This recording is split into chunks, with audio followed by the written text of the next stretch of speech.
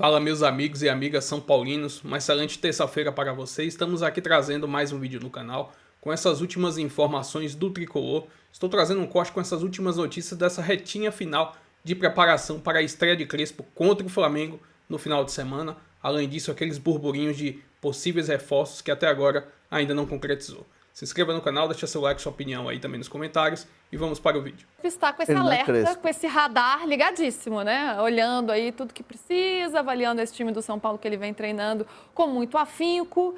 O que ele detectou aí, Hernan? E aí tem o problema do bolso, né? Dinheiro não é problema, é solução, né, gente? Mas quando você não tem, aí vira problema. O Crespo entregou para a direção do São Paulo alguns nomes que ele gostaria, né, e posições, né? Então tem jogador de lado de campo, tem lateral direito, tem zagueiro. E aí o São Paulo observa, monitora e tal. O Advíncula lá do Boca, assim como o Fabrício Bustos, do River Plate, são jogadores que, assim, o São Paulo observa, mas assim, não vai trazer, porque o modelo de jogadores que o São Paulo vai trazer já é muito claro. É tipo o Enzo Dias, a gente estava falando do Enzo Fernandes, mas é o Enzo Dias, quem dera fosse o Enzo Fernandes, hein? O Enzo Dias, o Wendel, o próprio Dineno, são jogadores que estão em fim de contrato, livre no mercado, e aí o São Paulo consegue pagar ali um valor de luva parcelado e faz um contrato com o jogador. Ou então um empréstimo com opção de compra para o orçamento do ano que vem pagar, como fez o reempréstimo com a Lazio pelo Marcos Antônio. Então é nesse modelo de contratação. E aí para você tirar o Advíncula, você tem que pagar para o Boca. E aí o Fabrício Bustos tem lá o River para pagar. Você já tem uma grana tem a grana do Galopo, tem o Enzo Dias que está lá. Mas são negociações que são independentes de você trazer um novo atleta. Então o São Paulo está com dificuldade.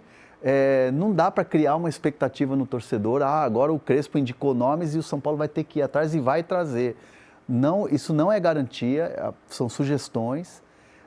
E o São Paulo está tendo dificuldade para contratar jogadores. E vai ser assim quando tiver a abertura da janela. E nessa vai ser importante ter reforços, mas não vindos de fora, vindos do próprio elenco. Isso aí está tendo já. Pois é. E é isso que eu quero saber. Porque você já me contou aqui que o Oscar está na ponta dos cascos já para jogar. O Oscar vai ser titular contra o Flamengo. Ótimo. Informação, hein, gente? Aqui a gente trabalha com informação. Titular contra o Flamengo. Jogo sábado, hein? Jogo sábado pelo Campeonato Brasileiro, 4h30 da tarde. 4h30 da tarde, é isso. E o Lucas, como é que tá? Será que eles podem voltar a jogar juntos logo? Lucas e Ferreirinha voltaram a treinar com todo o time ontem. Elenco com todos. Vai depender muito da evolução da semana. Hoje, terça-feira, é mais fácil eu dizer para vocês que o Ferreirinha tem mais chance de ser relacionado do que o Lucas. Porque vai depender muito da evolução, daquela coisa do ritmo do treino, se não sente pancada, se não sente dor de novo. Então há um cuidado muito grande.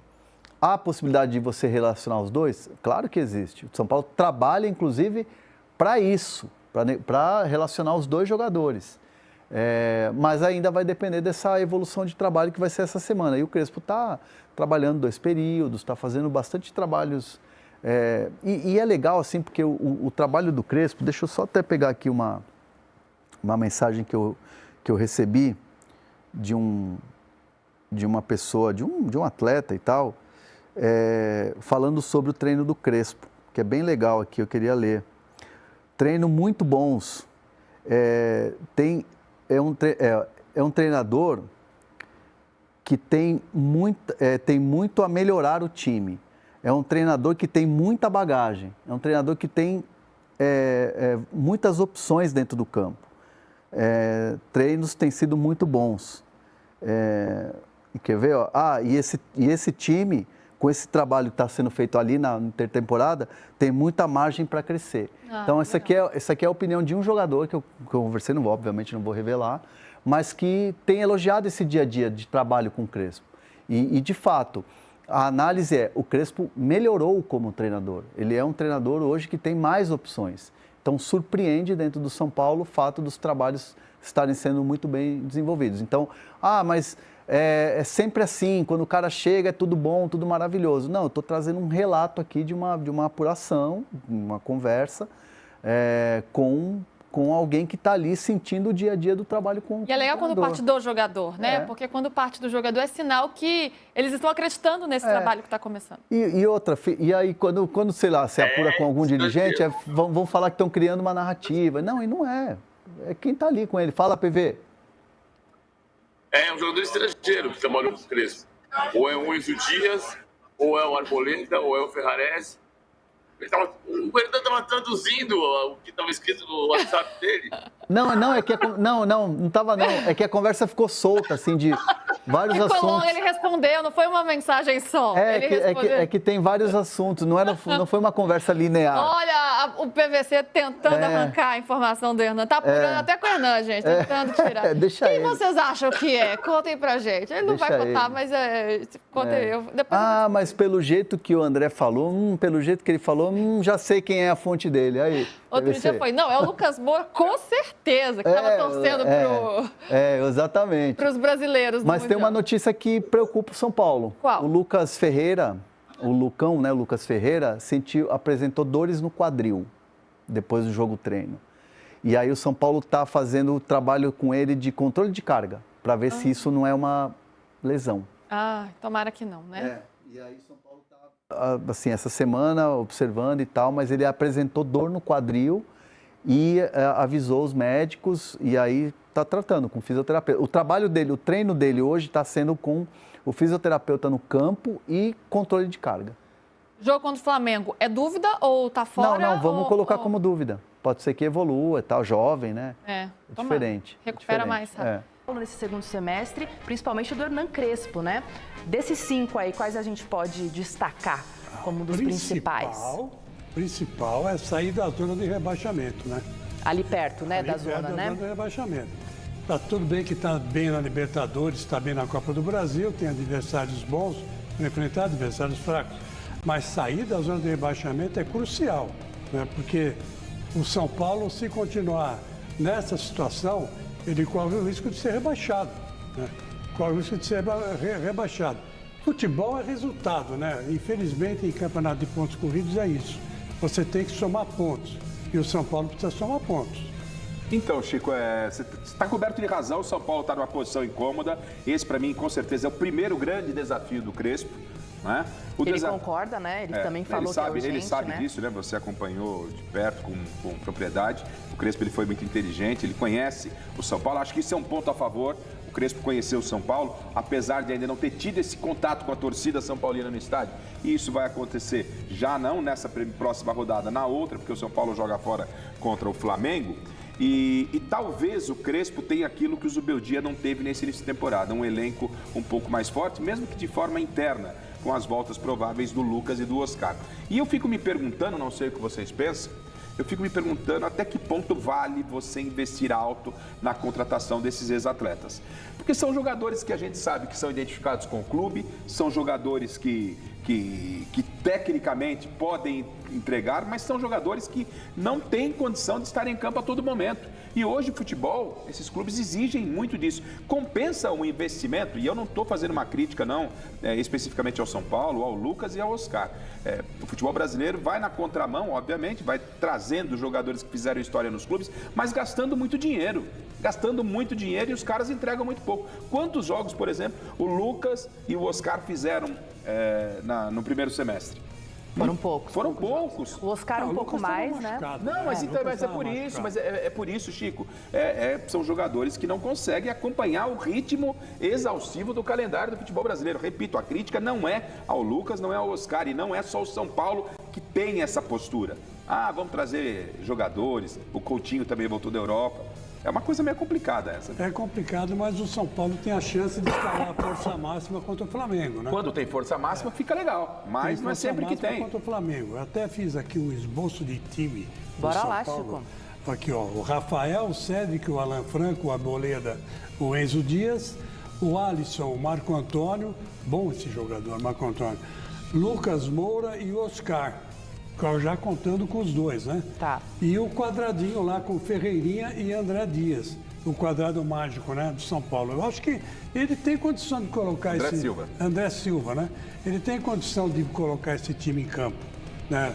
Não vejo obstáculo nenhum para ele não escalar a força máxima, já que ficaram aí 15 dias parados, né?